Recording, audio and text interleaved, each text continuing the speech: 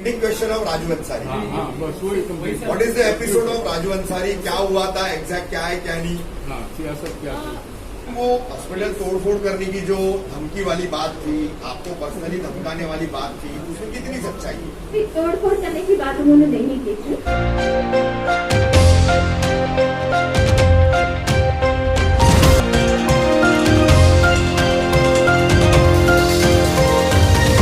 नमस्कार आदाब दोस्तों, महिला लोमशक पब्लिक चैनल से। दोस्तों, आज कालसीकर हॉस्पिटल है जिसके इसके मुद्दे जब से कोविड का ये हॉस्पिटल बना है, जब से इसके ऊपर आरोप पे आरोप लगते गए हैं और ये बताया गया है कि यहाँ पे जो भी जाता है वो वापस नहीं आता, उसकी मौत हो जाती है। इसी चीज़ को लेके आज जो यहाँ के जो जिम्मेदार हैं और आफरीन सौदागर ने यहाँ पर जो है एक प्रेस कॉन्फ्रेंस रखा और प्रेस कॉन्फ्रेंस रख के जो है सारे पत्रकारों को इन्वाइट किया और उनको बुला के आज ये चीज़ों का खुलासा किया उन्होंने कि किस तरीके से यहाँ पे मतलब कितनी मौतें हुई और किस तरीके से ये हॉस्पिटल को ये किया गया। इसके ऊपर इल्ज़ाम जो लग रहा है वो झूठा है। इसके बाद जो है कुछ जो है सवाल और भी उठे, जैसे कि राजू अंसारी का एक मामला था जो उठाया गया था, वो भी हमारे जो पत्रकार रफीक भाई हैं उन्होंने ये सवाल उठाया और मतलब बताया कि ये उनके ऊपर ये केस कैसे बनाया गया, उन्होंने क्या खुलासा किया, वो भी आप देखें इसके अंदर, क्योंकि वो भी चीज़ें इसमें शामिल है कहीं ना कहीं। और पूरी तरीके से जो है हॉस्पिटल का जो भी मैनेजमेंट है यहाँ पर आज पूरा मौजूद था। यहाँ पर जो है पूरी चीज़ों को जो है खुलासा किया गया है ताकि लोगों के अंदर, जो लोग नहीं समझते, जो लोग नहीं जानते हैं, उनको ये जानकारी मिले और उनके जो दिमाग में ये गलतफहमी भरी है वो कहीं ना कहीं निकल जाए। सबसे पहले मैं यहाँ सभी का तहे दिल से शुक्रिया अदा करती हूँ कालसीकर हॉस्पिटल मैनेजमेंट की तरफ से और स्टाफ की तरफ से कि आप लोग इतनी शॉर्ट नोटिस पे कोविड के टाइम पर हमारे साथ मौजूद हैं। कुछ हमारे जो अगेंस्ट काफ़ी सारे सवाल उठ रहे थे, उसका खुलासा आज तक किसी ने भी कालसीकर हॉस्पिटल से नहीं मांगा था कि क्या ये सवाल या इल्ज़ाम जो कालसीकर हॉस्पिटल पर लग रहे हैं ये सही है या नहीं है। तो हमारी तरफ से हमने कमिटमेंट दिया कि हम चाहते थे और काफ़ी जिम्मेदार लोग हैं मुद्रा के और खौसा के थाने के, तो हम चाहते थे कि आपके ज़रिए हम सारे सवाल जो पूछ रहे हैं उसके जवाब ये प्रेस कॉन्फ्रेंस में दिए जाए। इसीलिए हमने सारे हेड्स को भी यहाँ पर बुलाया है, सारे ट्रीटिंग डॉक्टर्स भी हमारे मौजूद हैं ताकि आपके जो भी सवाल हैं या जो भी न्यूज़ चल रही है उसका खुलासा हम आपके ज़रिए कर सकें। फिर सबको लेके ये मामला नहीं है, बहुत लोगों ने हमारा भी साइड सुना है, हमारी तरफ से भी खुलासा दिया हुआ है। कुछ लोगों ने एक तरफा न्यूज़ चलाई हुई है, हो सकता है कि उन्होंने हमें कॉल करने की कोशिश की होगी या हमसे पहुँचने की कोशिश की होगी, बट कोविड के वक्त हम नहीं उठा पाए हों कॉल। हाँ, इसमें हमारी भी गलती है, हम ये नहीं बोल रहे हैं कि कुछ प्रेस की गलती है, हमारी तरफ से भी कुछ कमियाँ होंगी जिसका खुलासा हम करना चाहते हैं। मैडम, प्रेस ने आपसे बात नहीं की है, ऐसा है जो आपका कहना है। आपको अच्छी तरीके से याद होगा, अस्मा अकबर मेहंदी के केस के वक्त मैंने पर्सनली आपको 3 कॉल किए थे। उसके बाद 2 मौतों को लेकर के जो हंगामा हुआ था, नौशाद शेख की वाइफ और एक कुरैशी करके बुजुर्ग थे जिनको डिस्चार्ज देने के बाद में उनकी मौत हुई थी। उस वक्त जो हंगामा हुआ था, उस वक्त भी आपको फोन ट्राई किया गया था लेकिन आपका फोन लग नहीं रहा था। कि जैसे कि मैंने बोला, बहुत सारी जगहों पे आपने फ़ोन किया और हमने जवाब दिया, पर कई जगहों पे ऐसे हुआ है कि मेरा फ़ोन नहीं लग रहा है। इसीलिए मैंने सारे हेड्स को यहाँ पे बुलाया है ताकि एक इंसान पर डिपेंडेंट सिस्टम नहीं हो। अगर मेरा फ़ोन नहीं लगता है तो उस डिपार्टमेंट के जो मेन है उनसे आप रब्ता कायम कर सकते हैं। नहीं तो किसी ने अप्रोच ही नहीं करना। अप्रोच भाई, जफर भाई, आपके पीआरओ या आपके तरफ से किसी ने भी आज तक पूरे एडमिनिस्ट्रेशन ने ये जानकारी नहीं दी कि अगर सीईओ आफरीन सौदागर मैडम अवेलेबल नहीं है, अगर उनसे बात नहीं हो पा रही है, तो who is the right person, किससे कंसर्न किया जाए, किससे बात की जाए, किससे पूछा जाए। डॉक्टर्स डायरेक्ट बात नहीं करते, डॉक्टर्स हमारे से डायरेक्ट जो है वो कम्युनिकेशन में नहीं आते, तो हम किससे पूछते। जो भी आपके एडमिनिस्ट्रेशन पर, अस्पताल की लापरवाही पर जो कुछ भी बातें उठ रही थी, जो भी मुद्दे खड़े किए जा रहे थे, तो उसका खुलासा हम किससे मांगते फिर मैडम? रफीक से वही चीज है ना, इसीलिए हमने आज बुलाया हुआ है ताकि आपको एक 3 लेवल हम दे सके। वेरी फर्स्ट, सबसे पहले तो आपने आपका इंट्रोडक्शनरी जो पैरा कहा है उसमें आप पहले क्लियरिफाई कीजिए कि आपसे, एक मिनट जबर भाई, कि आपसे किसी ने कोई सवालात नहीं किए, किसी ने कुछ पूछा नहीं। आप आप हमारी जिम्मेदारी को नल एंड वाइड कर रही है, तो इसको आप क्लियर कीजिए कि टाइम टू टाइम जो है यहाँ की मीडिया ने आपको अप्रोच किया था। देखिए मैं वही बोल रही हूँ कि सबकी बात नहीं हो रही है। जैसे परसों एक बिल के लिए एक न्यूज़ चली थी जो जिसमें डॉक्टर आतिफ मोहंतले का नाम आया था, उन्होंने हमको कॉल नहीं किया था, उन्होंने वन साइडेड न्यूज़ चलाई। दूसरे दिन हमने अपनी तरफ से उनको कॉल करके बुलाया और उनको क्लैरिफिकेशन दिया कि एक्चुअली क्या है।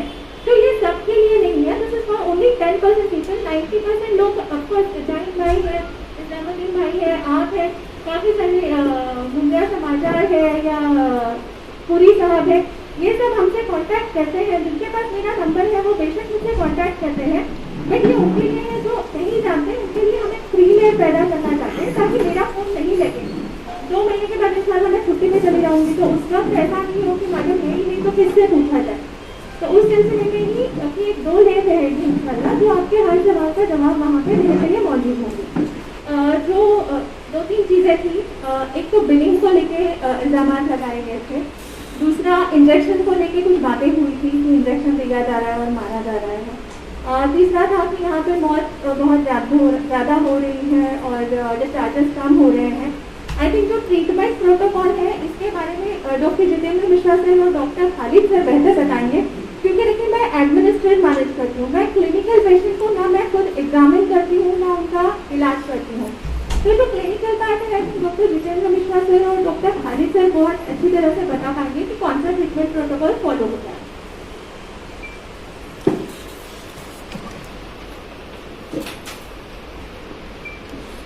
इस वक्त जो हम लोग ट्रीटमेंट प्रोटोकॉल फॉलो कर रहे हैं वो Indian council of medical research ICMR के थ्रू जो पूरे हिंदुस्तान में ट्रीटमेंट प्रोटोकॉल फॉलो किया जाता है, जो पहली बार पब्लिश हुआ था अप्रैल में और अभी पिछले लास्ट 10 डेज में दोबारा रिवाइज हुआ है। तो उसके हिसाब से पेशेंट्स को डिफरेंट कैटेगरीज में डिवाइड किया जाता है। There are 6 different kind of categories, जिसमें फर्स्ट आता है ग्रुप ए। ग्रुप ए वो पेशेंट होते हैं जिनको कोई तकलीफ नहीं है बट कोविड पॉजिटिव है। उनका पहले ट्रीटमेंट प्रोटोकॉल डिफरेंट था और अभी चेंज हो गया। पहले आप लोगों को भी मालूम रहा होगा, ऐसे पेशेंट को 2-2, 3-3 हफ्ते रखा गया है हॉस्पिटलों में। बाद में वो रिपोर्ट आने के बाद नेगेटिव होने के बाद जिसमें कई बार 2-2, 3-3 हफ्ते लगे, फिर उसके बाद डिस्चार्ज किया जाता था। आज की तारीख में ये सब पेशेंट क्वारंटाइन सेंटर या अगर घर में उनकी फैसिलिटी है और कोई कोमॉर्बिडिटी नहीं है तो घर पे मैनेज हो रहे हैं। Then comes the category B, category B and C. Category B and C basically जहाँ पे अपर रेस्पिरेटरी ट्रैक्ट, गले, मुंह और थ्रोट तक बीमारी होती है। जो अपर रेस्पिरेटरी ट्रैक्ट सिम्टम्स होते हैं, fever, cough, throat pain, body ache, myalgia, loss of taste, loss of smell, nausea, vomiting, इस तरह के सिम्टम्स होते हैं। तो उसमें ग्रुप बी वो होते हैं जिनको कोई कोमॉर्बिडिटी नहीं है। जो कोमॉर्बिडिटी इस बीमारी में इंपॉर्टेंट है, एज जिसकी मोर देन 60 ईयर्स है, उनका वेट ज़्यादा है, डायबिटीज़ है, ब्लड प्रेशर है, हाइपरटेंशन है, कार्डियक प्रॉब्लम है, स्ट्रोक की प्रॉब्लम है, लंग्स की बीमारी है, अस्थमा, COPD। बहुत से पेशेंट इम्यूनो कम्प्रोमाइज हैं because of some other problem, cancer treatment ले रहे हैं। बहुत से पेशेंट इम्यूनो सप्रेस ड्रग्स खाते रहते हैं, बहुत सी बीमारी की वजह से, फॉर एग्जाम्पल गठिया की वजह से स्टेरॉइड लेते रहते हैं। तो ये सब ऐसे पेशेंट्स होते हैं जो अपर रेस्पिरेटरी ट्रैक्ट की बीमारी अगर उनको बराबर टाइम पे और प्रॉपरली ट्रीट नहीं किया गया तो वो सीरियस कैटेगरी में कन्वर्ट हो सकते हैं। तो जिनको ये कोमॉर्बिडिटी नहीं होती है, ग्रुप बी में आते हैं, उनके लिए सिंपल एंटीबायोटिक जो आप लोगों ने सुना होगा, डॉक्सीसाइक्लिन काफ़ी अच्छा काम कर रहा है और मल्टीविटामिन दिया जाता है। उनको ऑब्जर्वेशन में, आइसोलेशन में रखा जाता है, स्टीम इनहेलेशन एडवाइस किया जाता है। Then comes the category C, जिनके अंदर upper respiratory tract symptoms plus comorbidity होती है। इनको थोड़ा एग्रेसिवली ट्रीट किया जाता है, इनको हम लोग एंटीबायोटिक देते हैं। और आज की तारीख में जो ओरल एंटीवायरल्स अवेलेबल है, फेविफ्लू है, फेविपिराविर नाम से, और इनका भी ट्रीटमेंट पहले के हिसाब से जो 2 महीने पहले चलता था अब काफ़ी एग्रेसिव हो गया है। इनको हम लोग ब्लड थिनर्स भी ऐड करने लगे हैं। और यही ये पेशेंट थे जो शुरू के पहले जब हमारा पीक शुरू हुआ रमज़ान के बाद, टिपिकली क्या हुआ, जैसे रमज़ान खत्म हुआ, रमज़ान में लोगों ने जो लॉकडाउन फॉलो नहीं किए और लोगों ने बीमारियां एक दूसरे से कांटेक्ट के जरिए दूसरों में स्प्रेड हुई और रमज़ान के बाद फौरन बीमारी का जो सर्च हुआ तो लोगों ने टिपिकली क्या किया, कोई भी फीवर GP के पास जाता है, वह मलेरिया टाइफाइड टेस्ट कराते हैं और टाइफाइड के चक्कर में उन्होंने जो ये प्रीशियस 5 डेज जो होते हैं उन्होंने मलेरिया टाइफाइड के ट्रीटमेंट में निकाल दिए। और यही वही पेशेंट थे जिनको अपर रेस्पिरेटरी सिम्टम्स थे, कोमॉर्बिडिटी थे, उन्होंने IV लगाया, उसमें टाइम वेस्ट होने की वजह से वो सडनली बैड होकर ब्रेथलेसनेस होकर 5 से 7 दिन के बाद टिपिकली आए और वो इतनी बैड पोजीशन में थे कि 70%, 60% ऑक्सीजन लेके आए। और आपको याद रहेगा यही वो पेशेंट तो जो इधर उधर हॉस्पिटलों में दौड़ रहे थे बेड की इनअवेलेबिलिटी की, क्योंकि वो टाइम मई वाला मंथ ऐसा था जिस वक्त हम लोग ही काम कर रहे थे और बाकी हॉस्पिटलों में कई जगहों में हॉस्पिटलों में एडमिशन्स नहीं मिल रहे थे पेशेंट को। तो ये टिपिकली पेशेंट थे जो शुरू में बैड होके आए और उनकी वजह से मोर्टालिटी इनकी काफ़ी हाई थी। डॉक्टर साहब मैं ये नहीं कह रहा हूँ वो रमजान में क्या होता है, गैदरिंग बहुत होती है ना, सोशल गैदरिंग। ऐसा नहीं है ना, उसकी पूरी वजह दुनिया से में, पूरी दुनिया में रमजान चल रहा है।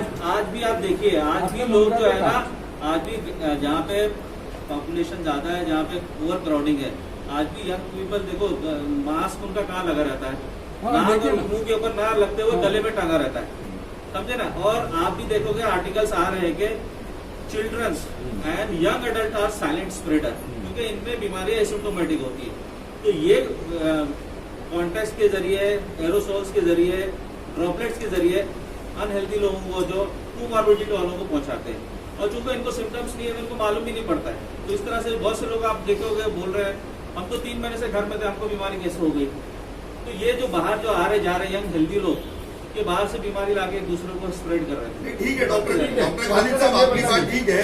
एक डॉक्टरों की मीटिंग हुई थी, टीएमसी ने बुलाई थी, आफरीन मैडम भी थी उसमें, मेडिकल ऑफिसर हेमांगी घोड़े भी थी। तो उसमें यही बात कही गई थी कि बाहर घूमने वाले जो लोग हैं वो ले जा रहे हैं और अपने घर के एजेड पर्सन को ये ट्रांसफर कर रहे हैं।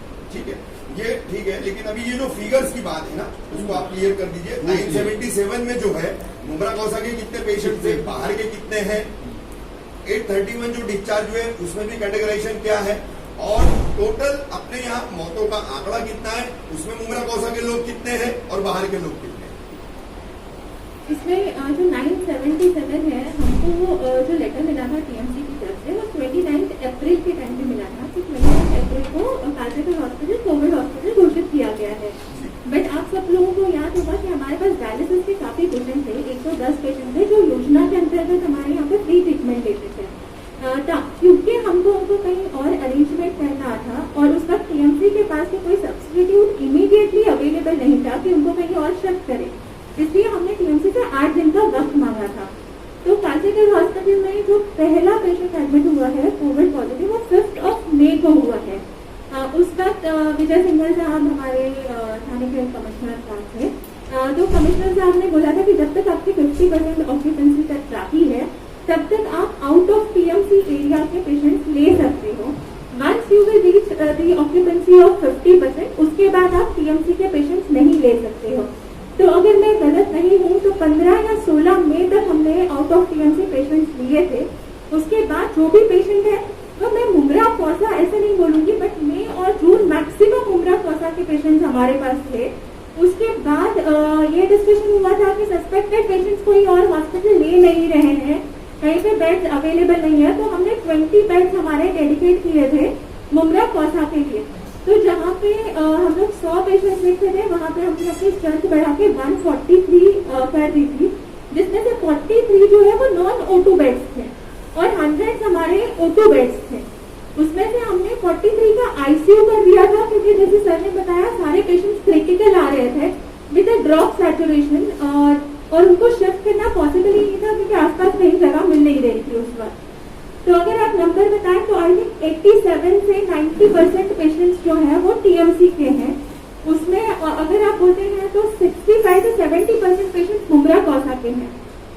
जो डेथ हुआ है मुमरा कौसा और टीएमसी रीजन का, 64 पेशेंट्स की डेथ हुई है कालसेकर हॉस्पिटल से, जो पॉजिटिव पेशेंट्स थी।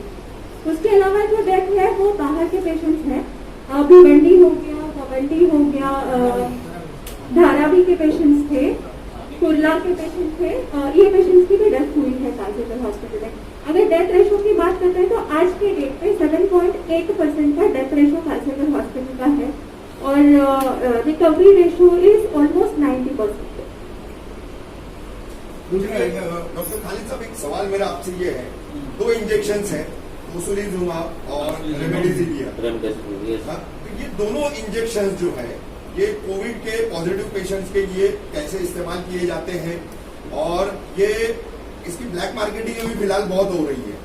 5400 का टोसिलिजुमाब है और रेमडेसिविर, हाँ, रेमडेसिविर एवरेज 5000 5000 और टोसिलिजुमाब एवरेज 40,000। MRP के हिसाब से। गवर्नमेंट रेट के हिसाब से तो जो है अभी वो कुछ 7,500 8,000 के करीब का कुछ है। कहाँ पे? और बता दीजिए, will be more than happy to shift the patients. हमारे तो सारे पेशेंट्स मिनिमम अगर जो कॉस्ट टू कॉस्ट भी लेके आ रहे हैं ना 32,500 33,000 में लेके आ रहे हैं। रेमडेसिविर नो टोसिलिजुमाब और रेमडेसिविर 5,000 के एवरेज लोग लेके आते हैं, 5,500 तक MRP है, तो 5,000 के आसपास मिल जाता है लोगों को, बट वो भी एक बहुत डिफिकल्टी से ला रहे हैं। अभी कल ही कुछ पेशेंट्स लोगों ने लेके आए मसीना से, इट्स नॉट इजीली अवेलेबल, बहुत परेशानी हो रही है। क्योंकि हुआ क्या, जैसे इंजेक्शन आया, देखो रेमडेसिविर किनको देना है, जैसे मैंने ग्रुप सी तक बता दिया था। ग्रुप सी में ग्रुप डी क्या होता है? ग्रुप डी पेशेंट हुआ है जिसका सैचुरेशन अब ड्रॉप होना शुरू हो गया है, बीमारी अपर रेस्पिरेटरी ट्रैक्ट से लोअर रेस्पिरेटरी ट्रैक्ट में आ गई है। पेशेंट की टिपिकल कंप्लेंट होती है कि मैं बैठा हूँ तो मेरे कोई प्रॉब्लम नहीं होती, लेकिन जरा से भी चलता हूँ, बाथरूम आ जाता हूँ, माला चढ़ता हूँ, सीढ़ी चढ़ता हूँ, दम लगने लगता है। जब आप सैचुरेशन चेक करते हो तो नॉर्मली हमारा सैचुरेशन 99-100% होता है, और any saturation more than 90% is okay, but इनका सैचुरेशन 99-100 से कम होकर 90 की तरफ आने लगता है। तो बैठे रहेगा तो 95, 96, 97 रहेगा, लेकिन जैसे ही बाथरूम से आएगा 91, 92, 93 दिखने लगेंगे। इनका एक्सरे करोगे एबनॉर्मल रहेगा, पल्स रेट ज्यादा रहेगा, ब्लड में कुछ चेंजेस आएंगे, सीटी करते हैं तो उसमें एबनॉर्मलिटी आती है। तो these are the typical patient जिनको अर्ली पिकअप करेंगे ना, आप ट्रीटमेंट स्टार्ट करेंगे, दे विल नॉट डिटोरिएट। तो ये पेशेंट यहाँ पे है जहाँ पे हम रेमडेसिविर यूज कर सकते हैं या ओरल टैबलेट यूज करते हैं, but remdesivir among these two drugs, remdesivir is more promising drug. Oral tablet जो अवेलेबल है वो स्ट्रॉन्ग नहीं है, वो that is meant for only OPD basis treatment. But ये ग्रुप डी ऑलवर्ड आज की तारीख में हॉस्पिटलाइज पेशेंट करना, इनको हॉस्पिटलाइज करना बहुत जरूरी है ताकि हम इनको डिटोरिएट होने से बचा सके। फिर उसके बाद आता है group E and F. Group ई क्या होता है कि जब पेशेंट का ऑक्सीजन लेवल लेस देन 90 हो गया तो पेशेंट को ऑक्सीजन लगाना पड़ता है। तो देयर आर पेशेंट जिनको डिफरेंट लेवल डिफरेंट गैजेट्स लगाने पड़ते हैं ऑक्सीजन के, उनका ऑक्सीजन लेवल इंप्रूव करने के लिए। तो नेजल कैनुला होता है, मास्क होता है, बैकअप होता है, देन वेंटिलेटर। तो जो पेशेंट मास्क और नेजल कैनुला को ऊपर मेंटेन करते हैं वहां तक ये रेमडेसिविर बहुत अच्छा काम करता है। The movement patient becomes bad, जिससे 60-70% ऑक्सीजन चलेगा, जिसको वेंटिलेटर बाइपास की जरूरत पड़ रही है, आप उनको रेमडेसिविर भी दे देंगे तो उतना काम नहीं करेगा जितना अर्ली पार्ट ऑफ डिजीज में काम करेगा। There comes the role of steroids, जो कि आप सुना होगा कि काफी स्टडीज आई कि जिससे बहुत फायदा हो रहा है, लेकिन हम स्टीरॉइड्स को डे 1 से यूज कर रहे थे। वो जो कंट्री जो बता रहे हैं कि बहुत डिफरेंस हो रहा है, ये हो रहा है, उन लोगों ने स्टीरॉइड यूज ही नहीं किया। हमारे तो जो अप्रैल की गाइडलाइंस थी ICMR में, तो वहां से स्टीरॉइड हो रहा था, हम तो शुरू से स्टीरॉइड यूज कर रहे थे, तो हमको इतना डिफरेंस नहीं दिखेगा जितना वो लोग कोट कर रहे हैं। ठीक है, तो ये पेशेंट है जिनको स्टीरॉइड यूज करना है, ब्लड थिनर्स यूज करना है, और उसके हिसाब से तो मेन सबसे इंपॉर्टेंट क्या है इस डिजीज में, सबसे इंपॉर्टेंट क्या है कि वो जो 5 दिन शुरू के इंपॉर्टेंट रहते हैं, यंग पेशेंट में नहीं, 40 एज के कम जो मरीज है उनको कोई प्रॉब्लम नहीं है, वो कुछ भी आप ट्रीटमेंट दे दो आगे पीछे ठीक हो जाने वाले। लेकिन वो जो कोमॉर्बिडिटी के साथ है ना, उन्होंने वो 4 दिन मिस किए ना, तो सेकंड वो ब्रेथलेसनेस वाली स्टेज में डी या ई में जाने लगते हैं। अगर आपने डी या अर्ली ई में पकड़ लिया ना उनको, तो बहुत आसानी से मैनेज हो जाता है। लेकिन क्या वो पेशेंट का जो भी फियर रहा हो कि हमको हॉस्पिटल नहीं जाना है, टेस्ट नहीं कराना है, टेस्ट कराएंगे तो ये होगा वगैरह वगैरह, ये टाइफाइड के चक्कर में पड़े रहे, जीपी के पास जाके इलाज कराते रहे, इसकी वजह से वो सडनली बहुत तेजी से 2-3 दिन के अंदर, हिस्ट्री बहुत शॉर्ट थी, 2-3 दिन के अंदर suddenly 60-70 group E and F में पहुंच गए। तो उनको पीछे से खींच के लाना बहुत डिफिकल्ट हो जाता है, what ever injection you give.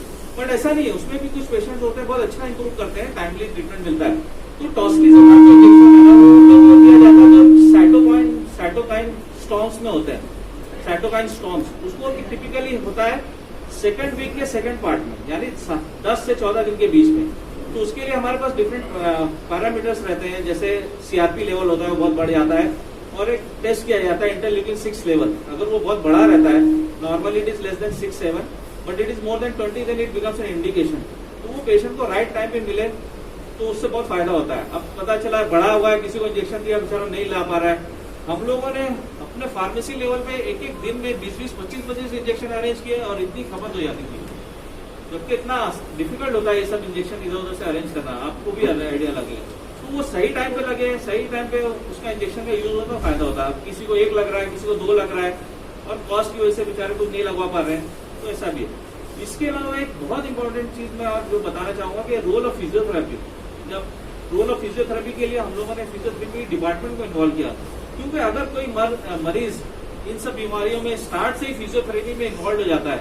Exercise करना है, डीप ब्रीदिंग एक्सरसाइज जो बेड पे बैठ के करनी है, इंसेंटिव स्पायरोमेट्री यूज करता है, और प्रोन पेट के बल औदा सोना, it is very important. I will say it is as good as one single drug, like आप टॉसिलिजुमाब बोलो या रेमडेसिविर बोलो। अगर कोई patient religiously 16 hours 12 to 16 hours prones होता है तो उससे बहुत फायदा होता है पेशेंट को। तो हम लोग बार बार उसको पेशेंट को मोटिवेट करते हैं, समझाते हैं, एक्सरसाइज कराते हैं, क्योंकि 5-7 दिन के बाद सारे मेडिसिन का रोल खत्म हो जाता है, फिर वो टॉसिलिजुमाब वगैरह का रोल होता है, और 10 दिन के बाद in fact there is no space for medicine, there is only oxygen and patient's own healing power and plus motivation and physiotherapy, ये बच जाता है। तो डॉक्टर साहब, ये इंजेक्शन के ऊपर आपने इतना डिटेलिंग में बता दिया, ट्रीटमेंट के बारे में बता दिया, लोगों की एक जो मेंटेलिटी बनी हुई है पेशेंट्स और उनके घर वालों की, आमतौर पर जो है एलिगेशंस की जब बात आती है, कुछ इल्जामात की बात आती है, तो सीधा कह रहे, मतलब ये सिर्फ बात कालसेकर की नहीं है, जनरल एक बात है कि अस्पताल में इंजेक्शन दिया जा रहा है और मार दिया जा रहा है। मैं पूछता हूँ इंजेक्शन का नाम बता दो, कौन सा इंजेक्शन दिया? डॉक्टर साहब, एक सवाल ये है वो क्या है ना, वो पता नहीं किधर से वो दिमाग में घुसा लिया, ये सिर्फ मुमरा की नहीं है, नहीं, हर सब तरह जगह की की बात बात है। है, हर जगह की बात है, चाहे भिवंडी में हो चाहे कहीं भी हो, इंजेक्शन देखवा। आउट ऑफ महाराष्ट्र में भी कौन चलाई। सा इंजेक्शन है? सारी इंजेक्शन की लिस्ट तो आपके पास है, बिलिंग होती है ना इंजेक्शन की, कोई फ्री में इंजेक्शन तो दे रहा नहीं हॉस्पिटल, हर चीज ब्लैक एंड व्हाइट है, हर चीज आपको इंजेक्शन लिख के दिया जा रहा है, आप ला के दे रहे हो, वही लग रहा है। आप बोलो, मैं बोलता हूँ मेरे को tell me the name of injection, खत्म हो जाती है वही बात, सब ऐसी वार्ड में है और उसको ऑक्सीजन लग रहा है, तो महात्मा ज्योतिबा फुले हम लोग को 25,000 रुपीज 10 डेज का देती है। और अगर पेशेंट आईसीयू में जाता है, वेंटी पे रहता है, तो 65,000 रुपीज हमको महात्मा ज्योतिबा फुले प्रोवाइड करती है। अलग अलग वार्ड बनाए हुए हैं, हमारा डिस्टेंसिंग बना के कुछ 7 से 8 पेशेंट रहते हैं एक वार्ड में, बाकी सब रूम्स में अवेलेबल करा के रखते हैं। ओनली वन डॉक्टर पूरा दिन भर उसके पीछे नहीं, ऐसे बिल आए हैं ना सामने। नहीं,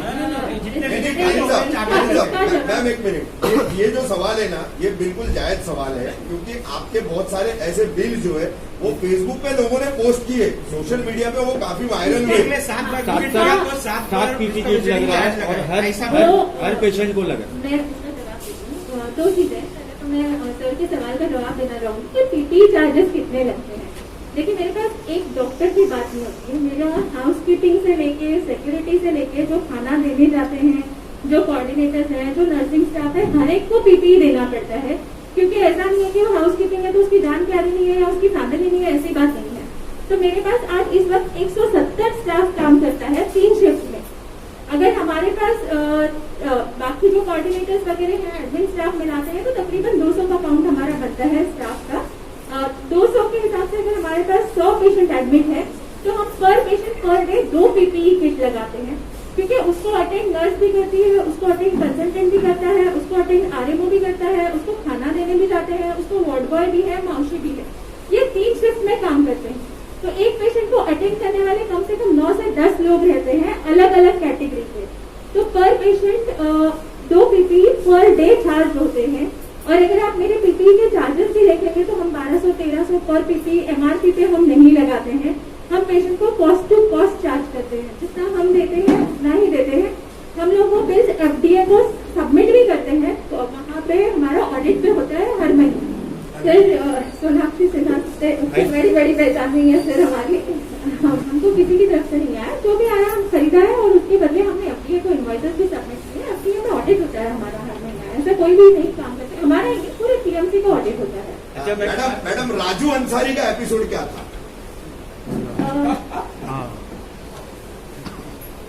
पहले हॉस्पिटल की बात करें फिर वो करें। नहीं, आप खालिद साहब से एक सवाल और एक जानकारी के तौर पर वो सवाल है, वो उसके बाद अगर आपको जवाब देना है तो दीजिए। डॉक्टर खालिद साहब, मालेगांव पैटर्न जो चल रहा है, वहाँ पर एक काढ़ा बताया जा रहा है जो इम्यून पावर बहुत ज्यादा बूस्ट कर रहा है, तो क्या जानकारी देंगे उस पर, और क्या मुमरा में उसको अप्लाई करना चाहिए, क्योंकि अभी मुमरा तो काफी हद तक कंट्रोल हो चुका है। तो उस काढ़े के अंदर क्या क्या चीजें मुझे तो नहीं मालूम, लेकिन मैं भी उस तरह की कोई चीजें जरूर घर में पीता हूँ जी। फॉर एग्जाम्पल रोज ग्रीन टी पीता हूँ जी। और मेरे घर वाले मुझे रोज, क्योंकि मेरी फिक्र है, तो मुझे दालचीनी, लौंग, इलायची का एक गर्म पानी करके देते हैं, वो रोज ला पीता हूँ। So there is no harm taking anything which can enhance your immunity and doesn't harm you. तो मेरी तरफ से कोई ऐसा नहीं है कि आप मत कीजिए, लीजिए, there is no harm. Natural चीजें काम करती है ना. अभी जैसे बहुत से लोग ब्लड थिनर्स के लिए लहसुन का इस्तेमाल कर रहे हैं, किसको मना नहीं करते हैं, लीजिए, गलत थोड़ी ना है, अच्छा ही है. अंडर ट्रीटमेंट जो पेशेंट्स है, अंडर ट्रीटमेंट आते हैं लोग, जी जी क्यों नहीं अलाउ कर. हम देखो, हम मना क्या किस चीज को करते हैं, जैसे बोलते हैं दूध ला के देना है, तो हम बोले दूध मत दीजिए, क्योंकि दूध पड़ा रहेगा, कभी 2 घंटा नहीं लिया, खराब हो गया, गर्मी टेम्परेचर की वजह से आप पिया, फिर जुलाब चालू होगा तो नहीं. हम कहते हैं कि आप ड्राई फ्रूट्स, बिस्किट्स और फ्रूट्स ला के जो खराब नहीं हुए, एक दिन 6 घंटा 12 घंटा एक दिन पड़ेगा तो खराब नहीं हो, उस तरह की चीजें. खाना तो टाइम टू टाइम आपको मरीज को मिल ही रहा है. नॉनवेज मिल रहा है, जैसे हाई प्रोटीन डाइट मिल रही है, उसका कोई इशू नहीं है. अगर आपको देना है तो हम बोलते हैं ड्राई फ्रूट्स दो, एक्सेप्ट काजू, खजूर खिलाना है खजूर खिलाओ, और बिस्किट्स दो, फ्रूट्स ला के दो, कोई प्रॉब्लम नहीं.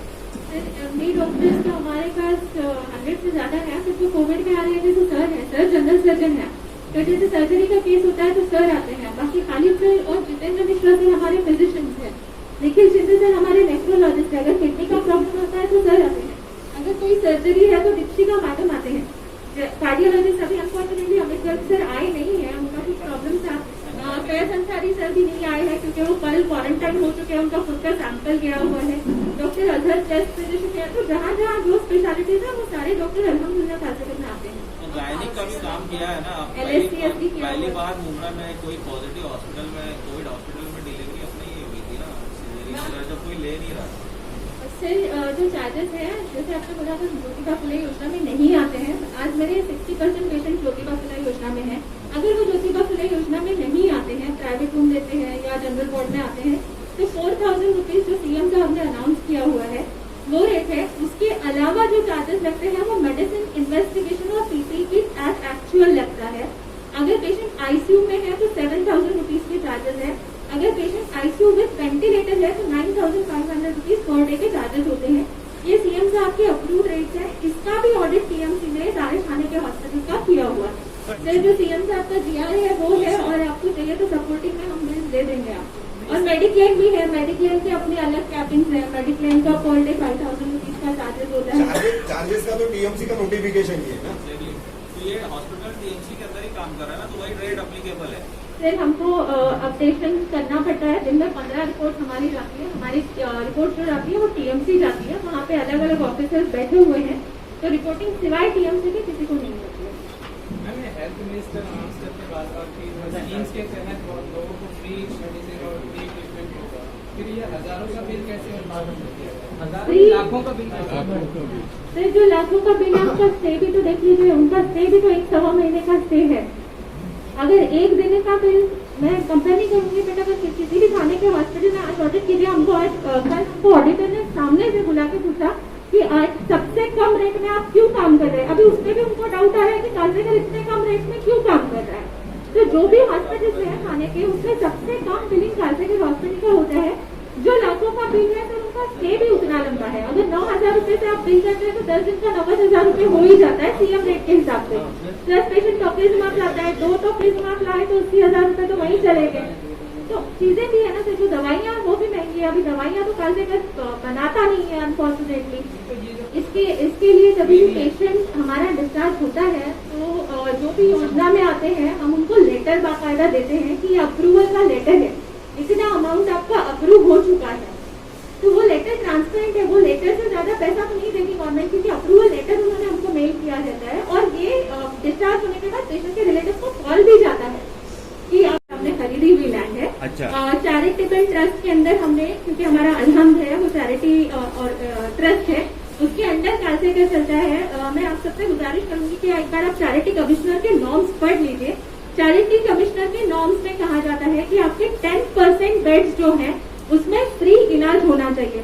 अगर आज कालसेकर हॉस्पिटल 100 बेड का है तो 10 बेड्स जो है वो फ्री में इलाज होते हैं. वो फ्री इलाज होता है. जो भी आपका साल की कमाई होती है, अगर महीने की कमाई 50 लाख कालसेकर की है तो उसमें से 2% यानी 1 लाख रुपीज का फ्री ट्रीटमेंट पेशेंट को देना चाहिए. वो बाकायदा हम देते हैं. 100% फ्री नहीं है. ये 90 बेड्स जो है ये हम एज पर कॉर्पोरेट या as per private hospital charge कर सकते हैं. बेशक 10% लोगों का फ्री इलाज हो. बाकी लोगों को जो चार्जेस है वो देने पड़े। Ma'am pending question of Raju Ansari, हाँ हाँ बस वही complete. What is the episode of Raju Ansari, क्या हुआ था एग्जैक्ट, क्या है क्या नहीं? हाँ सियासत क्या है? प्रेस कॉन्फ्रेंस थी, आप सब लोग थे वहाँ पे। जो ऑनरेबल मिनिस्टर हमारे जितेंद्र आवाज साहब हैं, उनकी प्रेस कॉन्फ्रेंस चल रही थी। तकरीबन 20-25 मिनट के सेशन क्वेश्चन आंसर डन हुए। उस वक्त फोन मेरा हाथ में ही था, बट फोन मेरा बजा नहीं था, या बजा भी था तो मैं उठा नहीं पा रही थी। प्रेस कॉन्फ्रेंस से मैं निकली कुछ 10 बजे, उसके बाद मैं घर पहुंची तो 11-11:15 बजे के करीब मुझे फोन आया। उसके पहले शायद उन्होंने आसिफ मोमिन को और इमरान को फोन किया हुआ था कि किसी पेशेंट को उनको एडमिट कराना, आईसीयू में बेड अवेलेबल है या नहीं है। अभी टू बी वेरी फ्रैंक, मैं खुद हॉस्पिटल में नहीं जाती हूँ बिकॉज ऑफ माई प्रेगनेंसी, मैं बाहर बैठ के ऑपरेट करती हूँ। ये बच्चे लोग रहते हैं फील्ड पे रहते हैं। अगर आप मुझे पूछेंगे बेड है या नहीं है, तो मुझे भी वो आरएमओस को पूछ के ही आपको जवाब देना पड़ता है। मैं खुद नहीं बता सकती हूँ कि बेड अवेलेबल है या नहीं है।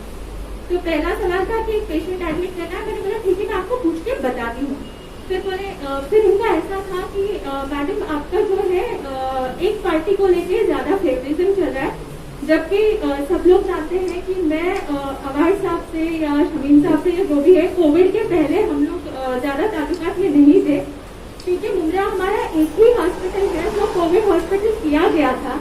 मुमरा के लोगों के लिए ऑप्शन नहीं था, इसलिए अवार्ड साहब ने कुछ मेडिसिन को लेके, या जो एल्बो मशीन है, खाने में सिर्फ कालसेकर हॉस्पिटल है जिसमें वो high flow nasal cannula available है। तो ये चीजें डिस्कशन होती थी साहब से, क्योंकि वो खुद फोर्टिस में रह के आए थे, वहाँ के उनको प्रोटोकॉल पता था। तो खालिद सर को जैसे पंडित सर से बात कराना है, ये सारी चीजों के सिलसिले में साहब से हमारी बात होती रहती थी। तो उसमें ऐसा इल्जाम आया कि आपका रुझान एनसीपी को लेके या किसी एक पार्टी की तरफ ज्यादा है, तो ये कालसेकर के लिए अच्छा नहीं रहेगा। आप तो सीईओ है, फिर आपका जो होगा वो होगा, फिर कालसेकर के लिए भी ये ठीक नहीं रहेगा। तो मुझे ये बात अच्छी नहीं लगी, क्योंकि ऐसा कुछ है नहीं, हम किसी पार्टी को लेके एक तरफा नहीं है। मुझे वसीम साहब के भी फोन आते हैं, निरंजन नावकरे सर है, उनके भी फोन आते हैं, मुझे इमरान से डॉक्टर फैजी है, उनके भी फोन आपसे डॉक्टर फैजी है। तो ऐसे काफी सारे पार्टीज के फोन आते हैं, क्योंकि हमारा एक ही मल्टी स्पेशलिटी हॉस्पिटल है, तो फेवरेटिज्म हमने कभी नहीं किया। मैम वो हॉस्पिटल तोड़फोड़ करने की जो धमकी वाली बात थी, आपको पर्सनली धमकाने वाली बात थी, उसमें कितनी सच्चाई है? तोड़फोड़ करने की बात उन्होंने नहीं की थी, उन्होंने सिर्फ ये बोला था कि ये ठीक नहीं रहेगा आपके लिए या हॉस्पिटल के लिए। और मेरी स्टेटमेंट अगर आप पुलिस में चेक करेंगे तो मेरी स्टेटमेंट भी यही थी कि मेरे पे ये बात हुई थी कि ठीक नहीं रहेगा आपकी। देखिए मैं उम्रा की नहीं हूँ, तो ऑफकोर्स मुझे भी डर लगेगा, कोई अगर ऐसा बोलता है, मैं रात में 9 बजे जाती हूँ, अकेली जाती हूँ, ड्राइवर नहीं है, तो उस हिसाब में एज अ प्रिकॉशनरी मैंने कंप्लेन की है, बाकी कुछ पहले फिर एफआईआर करवा दी, वो किसके बोलने पे? किसी के बोलने पे नहीं किया गया था। पहले एनसी हुई थी, फिर मैं वापस हॉस्पिटल पहुंची तो मुझे वापस फोन आया था कर साहब का कि हमने राजू भाई को भी वहाँ पे बुलाया है, तो आप आइए यहाँ पे और जो भी है सामने सामने बात कर लेते हैं। जब सामने सामने बात हुई तो फिर ऐसे हुआ कि ठीक है एनसी मत कीजिए, अभी आप एफआईआर कर सकते हैं, क्योंकि वहाँ पे सामने सामने बात हो चुकी थी कि क्या था। अनफॉर्चुनेटली मैं आईफोन यूज करती हूँ तो मेरे पास कॉल रिकॉर्डर नहीं है, मतलब वो भी वहाँ सामने साफ हो जाता है। मैडम सर ये बात इतनी बड़ी नहीं थी कि मतलब उनके ऊपर एफआईआर सुलझाया जा सकता है, अपने देखो टेबल टॉप से भी खत्म हो सकती थी सर।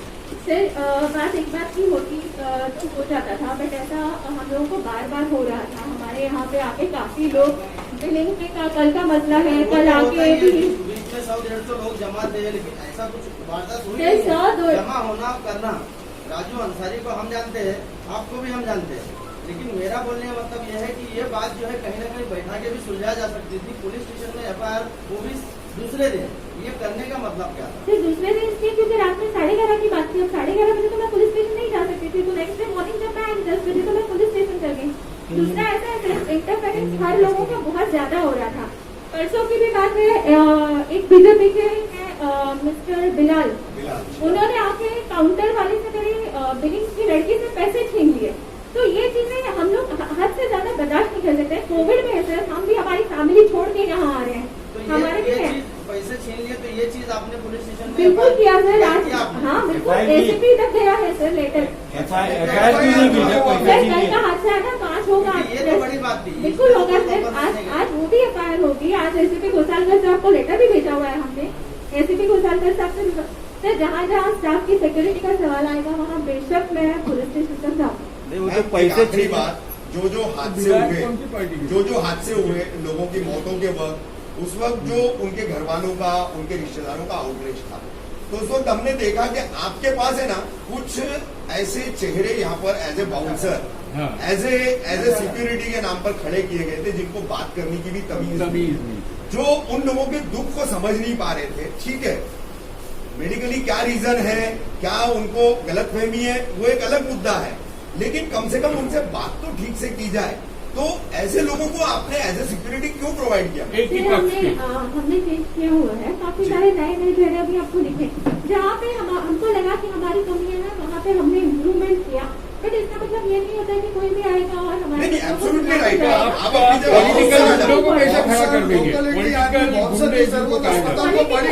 पॉलिटिकल गुंडे हमारे पास है ही नहीं। कौन पॉलिटिकल गुंडे हैं? यू कैन डिनाई, आप मुझे डिनाई नहीं कर सकते। वो सभी पॉलिटिकल पार्टी से ही जुड़े हुए थे। पॉलिटिकल पार्टी से उसकी पूरी शूटिंग है हमारे पास, क्योंकि हम भी वहाँ मौजूद थे। मैम एक बात सुनिए, हम लोग सबके सब यहाँ पर जर्नलिस्ट हैं। हमारे शहर में इकलौता एक कोविड का हॉस्पिटल है, इसकी सेंसिटिविटी को भी हम लोग भी समझते हैं। ठीक है, मेडिकली क्या रिक्वायरमेंट है वो भी हम समझते हैं। हम आम लोगों की तरह आप लोगों पर जो है किसी भी तरह के बेताल आरोप नहीं लगा रहे, लेकिन जो कमियां, जो फेल्यूअर्स हमको दिखाई दिए, आज आपने प्रेस मीट किया, आज आपने इतने लोगों से बात की, तो हमारा काम है कि वो चीजें आपके सामने रखना। इट्स बेटरमेंट ऑफ कालसिक, हम इसके लिए कह रहे हैं। Thank you for that. मैं एक चीज और बोलना चाहता हूँ, देखो हम लोग पिछले 3 ऑलमोस्ट ढाई महीने से कंटिन्यूअस काम कर रहे हैं। एक दिन भी ऐसा नहीं है हम लोगों ने छुट्टी नहीं की। हमको भी अच्छा नहीं लगता है जिस तरह से पेशेंट की कंडीशन चल रही है, तो it is also frustrating for us. Yes, और आप यकीन नहीं मानोगे हमारी फैमिली से हमको कितना प्रेशर रहता है। प्रेशर है कि आप इतना मत काम करो, कुछ हो गया तुम्हारे को तो बाकी लोग का तुम देख लोगे, हमारे लिए तो तुम ही हो ना। बेशक बेशक। तो इस तरह से ये जो लोग आके जो क्योस क्रिएट करते हैं ना, वो हम लोग बहुत फ्रस्ट्रेट कर देता है कभी कभी। तो थोड़ा सा हम लोग को भी समझे कि हमको भी तकलीफ होती है इन सब चीजों से, हमारा भी मॉरल डाउन होता है। पेशेंट के लिए तो बहुत पॉजिटिव तरीके से हर चीज होगी, समझे ना। अभी आपको मैं बोलूँ ना, इतने पेशेंट ठीक होते हैं ना, कोई आके पॉजिटिव ऐसे आके थोड़ा सा आके कोई हम लोग को मोटिवेट नहीं करके जाता। नहीं सर, जरा भी कुछ होता है ना, बस वो अल्लाह मचाना शुरू कर। डॉक्टर थोड़ा सा हमारे पर भी समझो, हमारे पर क्या बीती। हम अपने लोगों को तो देख रहे हैं ना, अपने लोगों को तो देख रहे हैं ना बैड होते हुए। हम भी नहीं चाहते, और हम भी लोगों को एजुकेट करते हैं। उसके बावजूद आप यकीन नहीं मानोगे, ओपीडी में आते हैं पेशेंट 85, 88 सैचुरेशन लेके, हम उनको बोलते हैं एडमिट हो जा, नहीं एडमिट होते, 2 दिन बाद 70 लेके आते, वही हल्ला करते हैं। सर ऐसी बात नहीं है, रोज 3 बजे आप आके देख सकते हैं। हरीश सर और जितेंद्र मिश्रा सर नीचे बैठे रहते हैं, हर एक रिलेटिव से डेली काउंसलिंग होती है। अनफॉर्चुनेट पार्ट क्या है कि एक पेशेंट के लिए 100 लोग फोन करते हैं। सर 100 पेशेंट है, 1000 फोन हो या 1000 लोगों को जवाब देना हमारे लिए भी पॉसिबल नहीं है। वहाँ पे बाकायदा उनका बेटा है, हस्बैंड है, वाइफ है, वो लोग साइन करके जाते हैं कि हाँ आज का हमारे पेशेंट का स्टेटस हमको पता है। उसके बाद भी मेरे आरएमओ है, बच्चे दिन भर फोन पे लगे रहते हैं। क्लिनिकल मैनेजमेंट करेंगे और फोन पे रिश्तेदारों को जवाब देंगे। मैं लाल मोहम्मद शेख, फिर एक नई न्यूज़ के साथ हाजिर हूँ। जब तक के लिए खुदा हाफिज़।